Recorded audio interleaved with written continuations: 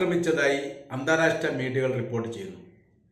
കഴിഞ്ഞ ദിവസമാണ് ഇസ്രായേലിലേക്ക് പോയിക്കൊണ്ടിരുന്ന കപ്പലിന് നേരെ ശക്തമായിരിക്കുന്ന ആക്രമണം ഹൂത്തികളുടെ ഭാഗത്ത് നിന്ന് ഉണ്ടായത് എന്ന തരത്തിലാണ് റിപ്പോർട്ട് പുറത്തു വന്നിരിക്കുന്നത്.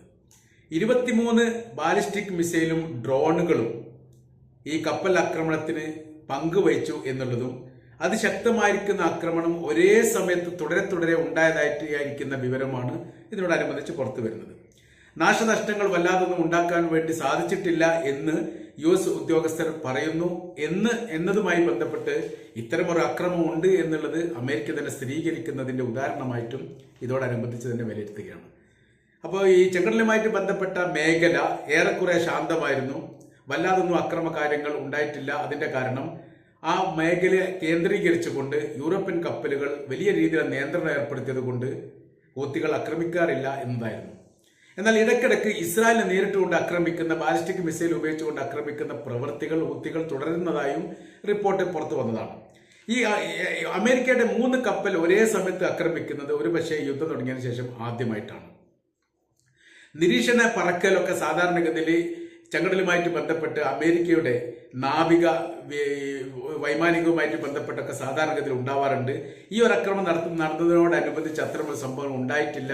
അതുകൊണ്ടാണ് നിരീക്ഷണം കൃത്യമായ രീതിയിൽ മനസ്സിലാക്കാൻ വേണ്ടി സാധിച്ചത് എന്നാണ് മനസ്സിലാക്കാൻ വേണ്ടിയിട്ട് പറ്റുന്നത്. ഇപ്പോഴത്തെ ഏറ്റവും വലിയ വിഷയം എന്ന് പറയുന്നത് ഈ 3 കപ്പലുകളും ഇസ്രായേലിലേക്ക് ആയുധം കയറ്റി കൊണ്ടുവന്ന കപ്പലാണ് എന്നുള്ള സൂചനയും ഇതിനോടനുബന്ധിച്ച് തന്നെ പുറത്തു വന്നതാണ്.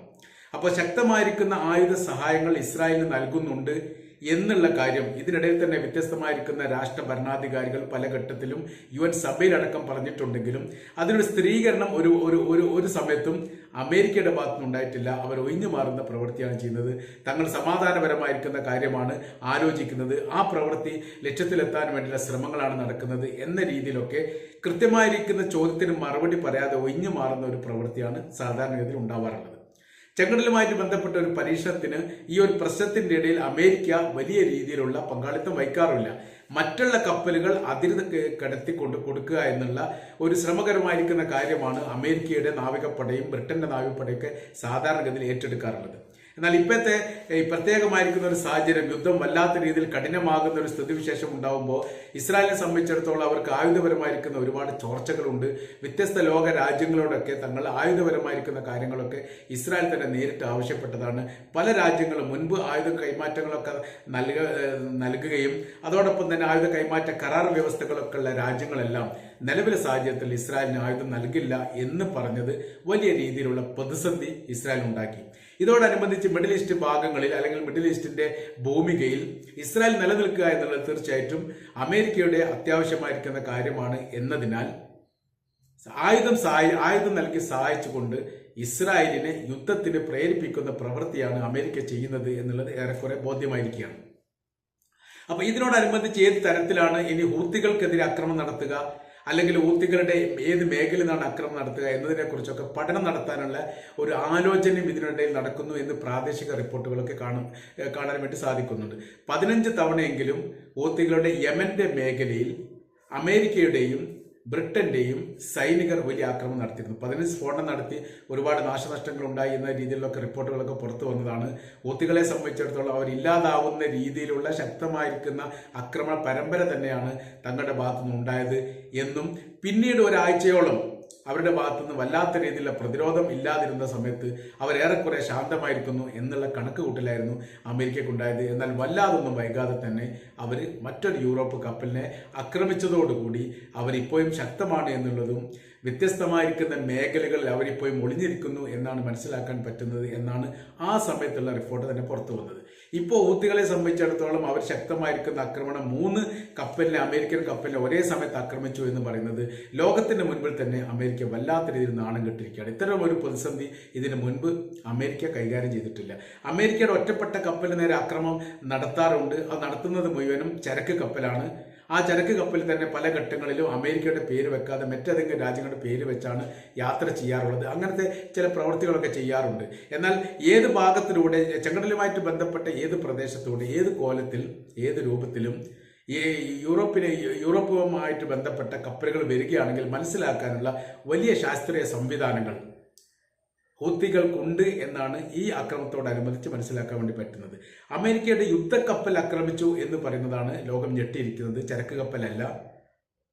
അപ്പൊ യുദ്ധക്കപ്പലാകുന്ന സമയത്ത് അതിൻ്റെതായിരിക്കുന്ന സംവിധാനങ്ങളും പ്രതിരോധ സംവിധാനങ്ങളും വൈദൂര മിസൈലുമായിട്ട് ബന്ധപ്പെട്ട കാര്യങ്ങളും ഈ കപ്പലിന് നേരെ ഏതെങ്കിലും തരത്തിൽ ആക്രമണം നടക്കുകയാണെങ്കിൽ അത് കണ്ടെത്താനുള്ള സംവിധാന ഫെസിലിറ്റി കാര്യങ്ങളൊക്കെ തീർച്ചയായിട്ടും ഈ കപ്പലിന് ഉണ്ടാവേണ്ടതാണ്. അതെല്ലാം പരാജയപ്പെട്ടു എന്നുള്ളതും അതല്ലെങ്കിൽ ഇവർക്കൊന്നും ഈ കാര്യങ്ങൾ കൃത്യമായ രീതിയിൽ അറിയാനുള്ള സംവിധാനങ്ങൾ ഇല്ലേ എന്ന കാര്യങ്ങളൊക്കെയാണ് ഇപ്പോൾ അന്വേഷിക്കുന്നത്.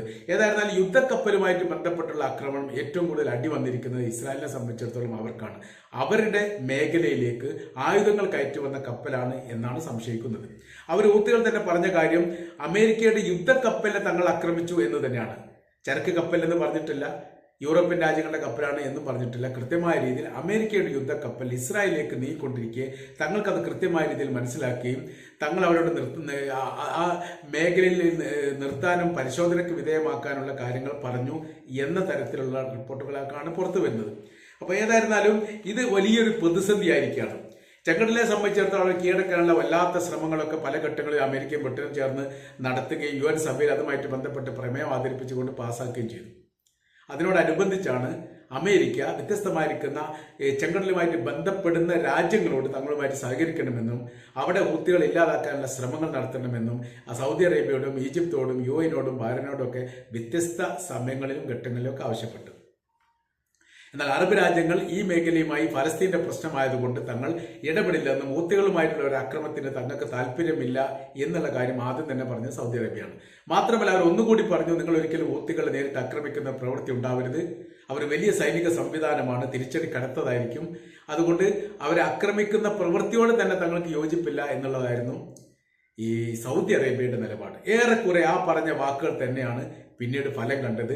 എത്രത്തോളം ഇവരെ ആക്രമിക്കുന്നു അത്രത്തോളം വലിയ രീതിയിലുള്ള കനത്ത തിരിച്ചടികൾ തന്നെയാണ് നേരിട്ടത്. ഏകദേശം 150ഓളം കപ്പലുകൾ ആക്രമിക്കപ്പെട്ടിട്ടുണ്ട് എന്നാണ് ഏകദേശ കണക്ക്. അതിൽ ഒരു കപ്പൽ ഇപ്പോൾ യമന്റെ കൈവശത്തിൽ ടൂറിസ്റ്റ് മേഖലയ്ക്ക് വേണ്ടി ഉപയോഗിക്കുന്നു എന്നും ആക്രമിക്കപ്പെട്ട് പിടികൂടുന്ന കപ്പലിനെ ഒരിക്കലും സാധാരണഗതിയിൽ തിരിച്ചു കൊടുക്കാറില്ല എന്നുള്ള വിവരങ്ങളൊക്കെയാണ് നമുക്ക് അറിയാൻ വേണ്ടി സാധിച്ചത്.